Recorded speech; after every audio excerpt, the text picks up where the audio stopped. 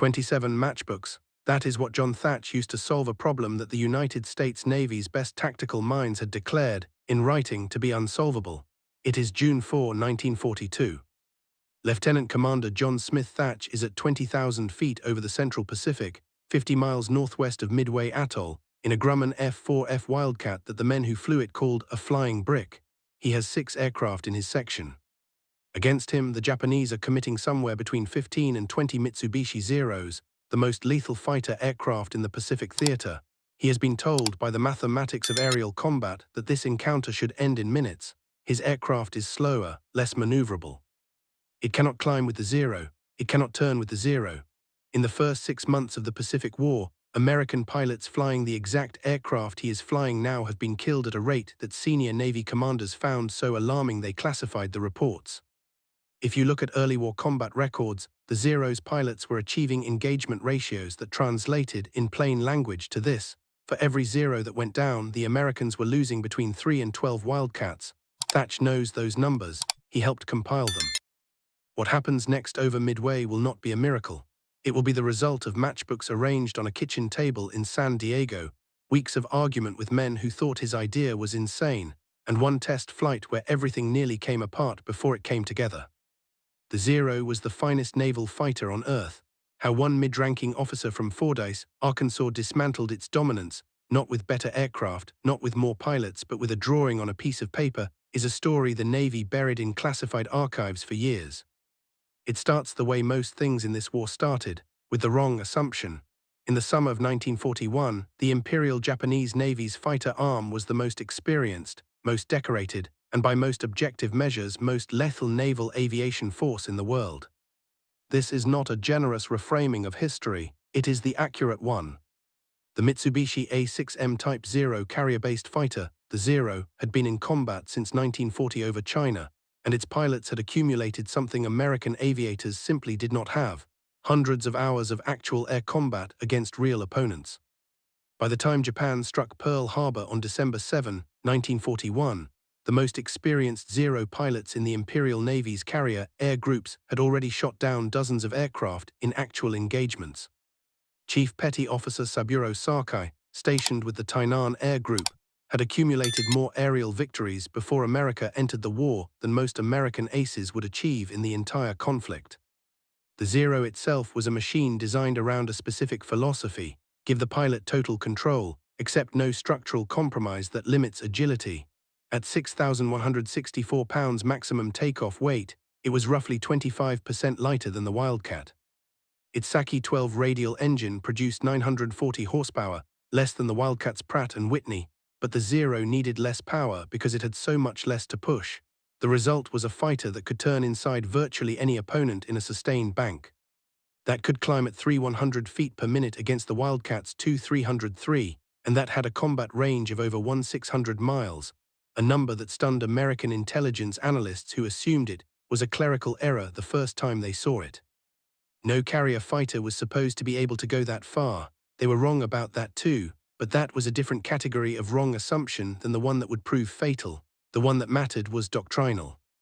In the years before Pearl Harbor, American naval aviation doctrine held that the individual fighter pilot, skilled, aggressive, and American, was the primary tactical unit. The formations that emerged from this belief were built around the 3-plane section called the Vic, inherited from the British. 3 aircraft in a loose V, 1 leader, 2 wingmen protecting his flanks. The theory was simple: the leader hunts, the wingmen protect. Together they are more than the sum of their parts. On paper, in pre-war exercises against pre-war opponents flying pre-war aircraft, this worked adequately. Against the Zero, it was a death sentence. The Vic required the 2 wingmen to spend the majority of their attention watching each other and their leader. Their eyes were inward. A Zero pilot who could turn faster than any of them, who could close from astern in seconds, had only to wait for the moment when all 3 American pilots were attending to formation integrity rather than to the sky behind them. Then he struck. Post-battle accounts from American survivors are remarkably consistent on this point. I never saw him. He came from nowhere. The first thing I knew was when my wingman's aircraft exploded. The Zero did not appear from nowhere. It appeared from the one direction the Vic's doctrine did not adequately cover. John Thach understood this. He had been working on the problem since before the war started. But understanding a problem and solving it are separated by exactly the distance between intellectual recognition and documented proof, a distance that, in a military institution, can only be crossed with blood. Thach was 36 years old in December 1941. He had grown up in Fordyce, Arkansas, the son of a merchant, and had entered the Naval Academy at Annapolis in 1923, graduating in 1927. He was not, by the account of people who served with him, a brilliant man in the way that word usually implies, some explosive, obvious genius who solved things no one else could see. He was something more useful, a systematic thinker in an institution that rewarded instinct. He noticed patterns, he documented them, and when he saw a pattern that didn't fit what everyone around him believed, he didn't dismiss it, he pulled the thread. By early 1941, intelligence reports from the China theater had begun reaching the Navy's aviation commands with consistent, disquieting data about Japanese fighter performance. Thach, then commanding officer of Fighting Squadron 3 VF-3, based at NAS North Island in San Diego, read everything he could obtain. The numbers didn't add up to the standard doctrine. He wrote it down. Nobody wanted to hear it yet. Then Pearl Harbor happened, and the standard doctrine burned with the aircraft on Battleship Row. In the first weeks of the Pacific War, the reports arriving from the Philippines, from Wake Island, from the initial carrier engagements, were unanimous in one detail. Pilots flying the F4F Wildcat against the Zero were dying at rates that defied explanation if you assumed both fighters were roughly equivalent. They were not roughly equivalent. The Zero turned tighter, climbed faster, and its pilots were more experienced. In the first month of combat operations, American fighter squadrons were losing aircraft at ratios that the Navy's bureau chiefs, back in Washington, reading summaries, struggled to accept. Thach did not struggle to accept them. He had been predicting something close to them for months. He received the most critical piece of intelligence in January 1942, when a detailed technical report from a British assessment of a captured Chinese Zero reached him in San Diego. The numbers were worse than he had expected. The Zero's turning radius at combat speed was approximately 57% tighter than the Wildcats at comparable speeds. If you allowed a Zero pilot to force the engagement into a turning fight, which was the instinct of any aggressive pilot, including American ones, the Wildcat driver was already losing, not might be losing, was losing. Thach went home that night and emptied a box of matches onto his kitchen table. He arranged them in pairs, 2 matchbooks 2 inches apart representing 2 aircraft flying side by side. He moved one forward, he moved the other. He tried to imagine the geometry, not of the fight, but of the trap. How do you create a situation where the enemy's strength becomes the instrument of his own destruction? The existing counter-doctrine for fighting a more maneuverable opponent was to dive away, use speed, and avoid turning engagements. This was tactically sound advice with a fatal operational limitation. You could not protect a bombing formation by diving away from the fighters attacking it. If your job was to keep Zeros off torpedo bombers, running away was mission failure wearing the mask of survival. Thach needed a solution that worked while standing and fighting. He knew 2 things that drove the geometry. First, the Zero excelled at turning inside a single Wildcat and getting on its tail. Second, a head-on attack from a Wildcat, firing directly at an approaching enemy, was almost impossible for a Zero to survive, because the Zero had no armor plate behind the pilot's seat and no self-sealing fuel tanks. One incendiary round into the wing root and the Zero's unprotected fuel exploded. The Japanese designers had made a deliberate trade. They sacrificed protection to save weight and gain agility.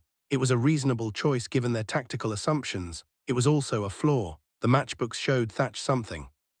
If 2 Wildcats flew abreast, a set distance apart, he settled on 200 to 300 feet, and if a Zero attacked one of them, the attacked pilot's instinct would be to brake toward his partner, not away, toward.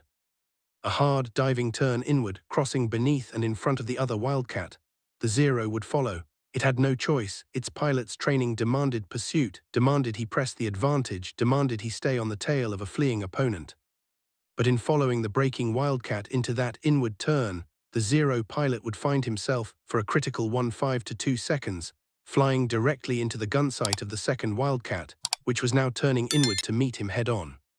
The Wildcat did not need to outrun the Zero. It did not need to outturn the Zero. It needed only to threaten the Zero with something the Zero could not handle, a frontal pass with guns. And this was the piece that made the geometry work. The piece that the matchbooks showed him, the 2 Wildcats could weave back and forth, constantly crossing each other's paths, so that whichever one a Zero chose to pursue the other was always turning inward to offer that head-on threat, like a scissors, open and closing. Or like a weave if you were going to give it a name that would stick. He called it the beam defense position. The men who flew it called it the Thach Weave. He wrote it up in January 1942 and sent it up the chain. The response was not enthusiasm.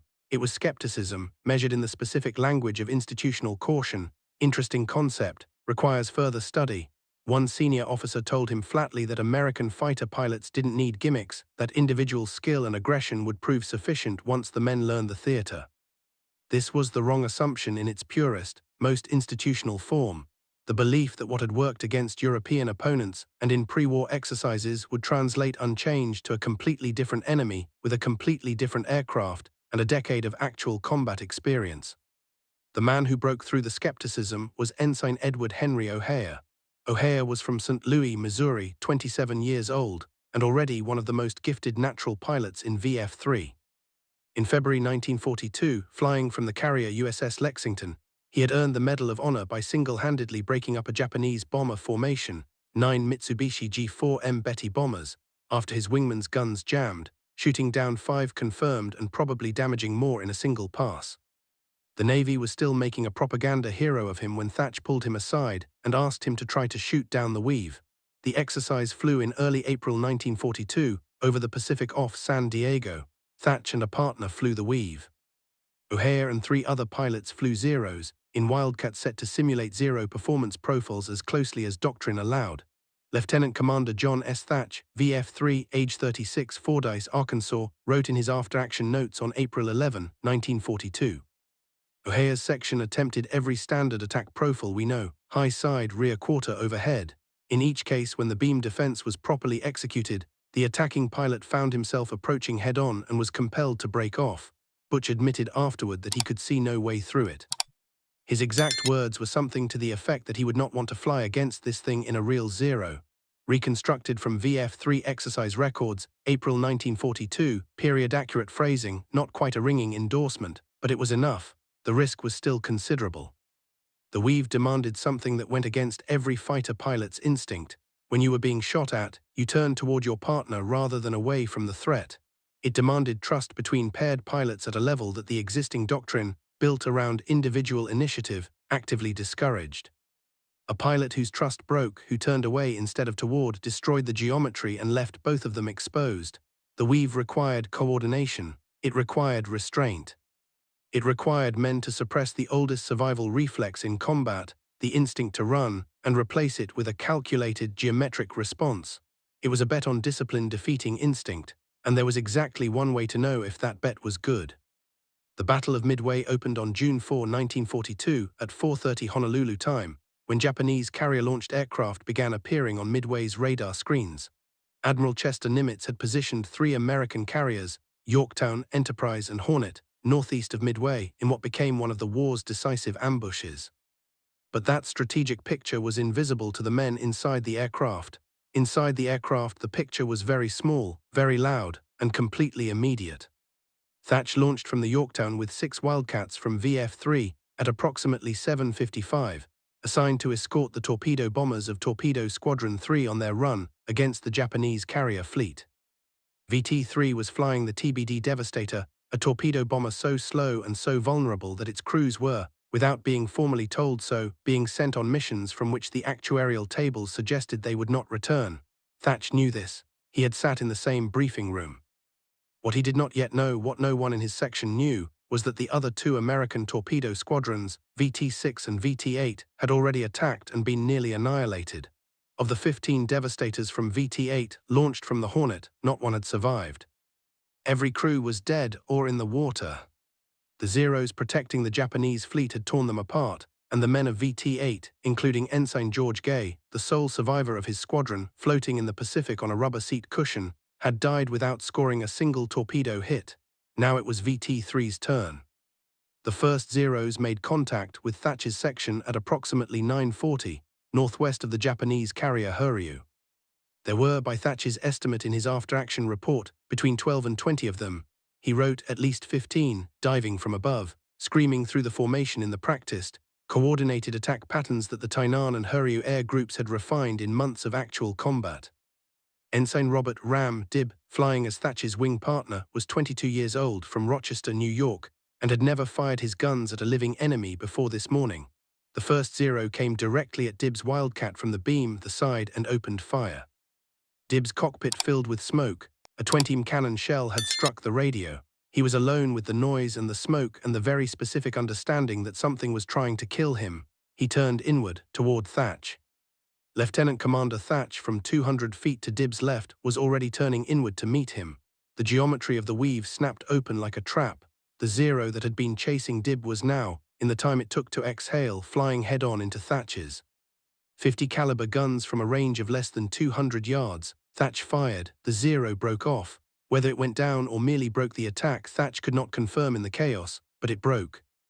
In the next 11 minutes, the surviving VF-3 pilot's accounts range from 8 to 15 minutes, the kind of temporal compression that combat imposes on memory. The weave worked.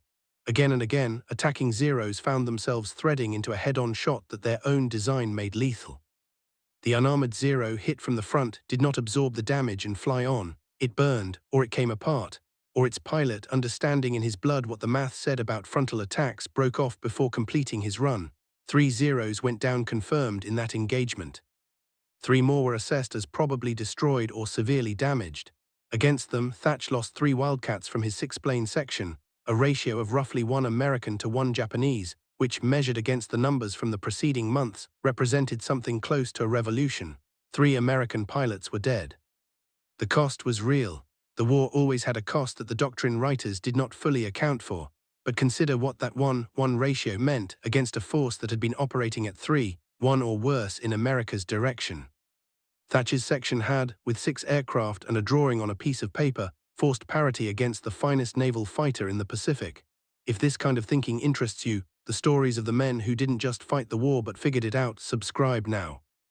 Because what happened next is where this story gets genuinely strange. On the other side of the same engagement, Chief Petty Officer Hiroyoshi Nishizawa, the pilot widely regarded by both Japanese and American historians as the most gifted Zero pilot of the entire war, with over 80 confirmed aerial victories in his career, was flying in the CAP above the Japanese carrier force during the engagement. He was not present in the specific fight against VF-3, but in the hours before and after, his unit's pilots were engaging American aircraft across the same theater.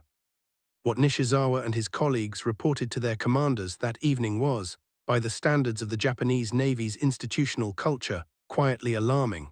The Wildcats were not behaving as Wildcats were supposed to behave.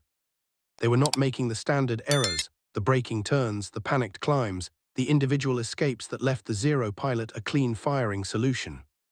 Some of them, the pilots reported, appeared to be coordinating their brakes in a way that produced head-on geometry before the Zero pilot could adjust. Petty Officer First Class Yasushi Shimbo, Hurryu Air Group, 24, Kagoshima Prefecture, reported to his flight leader on the evening of June 4, 1942. These aircraft are not flying alone. When you chase one, the other turns at you from the side. I broke off twice on this basis. The tactic is deliberate. They have been trained to do this. Reconstructed from Hurryu Air Group debriefing reports, June 4, 1942, period accurate phrasing. Shimbo's commanders noted the report and filed it. They did not yet understand what it described. The Japanese Navy's institutional assumption that the Zero's turning advantage made any paired defense tactic redundant, since any 2 Wildcats could simply be separated before they could help each other, had not yet been formally challenged. The data existed. The institutional framework to receive it correctly did not. Meanwhile, on the American side, the Thach Weave's performance at Midway moved up the chain faster than most tactical innovations in this war moved anywhere. Nimitz's staff received VF-3's after-action reports within days. The kill ratios were annotated and compared against previous operations. The conclusion was not difficult to reach. By July 1942, the Weave was being formally taught to fighter pilots at NAS Corpus Christi and NAS Pensacola, the 2 primary naval aviation training bases. By August, it was appearing in tactical publications distributed across the Pacific Fleet. Lieutenant Commander Thach, still in the Pacific, still flying, received a commendation that noted, with the particular restraint of naval bureaucratic language, that his tactics had proven effective under operational conditions.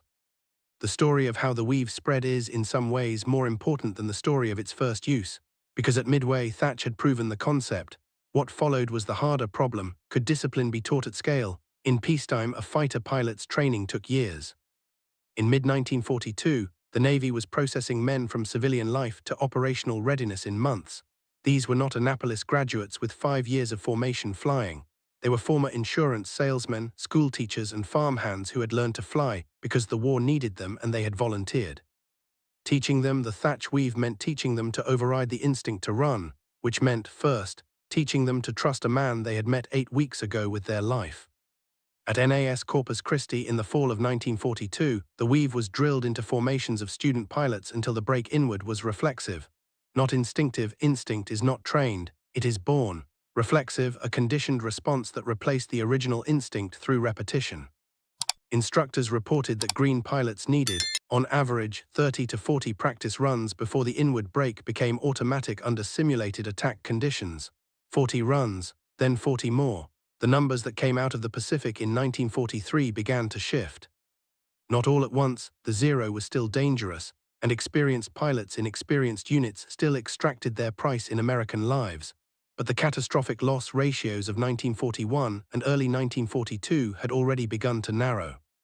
The Thach Weave was not the only factor. The Hellcat, the new F-6F that began replacing the Wildcat in 1943, was a genuinely superior aircraft, but the Weave was something the Hellcat was not.